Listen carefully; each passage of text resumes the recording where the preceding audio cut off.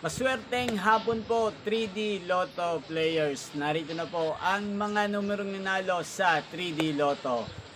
2 p.m. result, July 8, 2026. Araw ng Miyerkules. Kaya't kunin nyo na po ang inyong mga ticket. Narito na po ang resulta. Yan, nakikita nyo na po ngayon sa screen ng inyong cellphone ang mga numerong nanalo sa 3D Lotto 2 p.m. result. In exact order po yan. At kung maswerte namang natayan nyo po ang mga numero niyan kanina, congrats po sa inyo. At narito naman po ang mga numero nanalo sa 2D Lotto 2 p.m. result.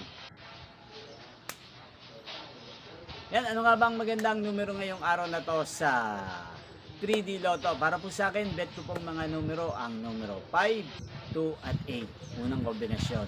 At ang pangalawang kombinasyon na bet ko sa 3D Lotto, ang numero 3, 2 at 8. Sana ang mga yan ay manalo po sa 5 p.m. draw o kaya naman sa 9 p.m. draw.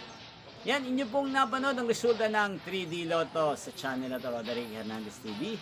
Muli nyo pong mapapanood ang resulta nito mamayang 5 p.m. Thank you for watching.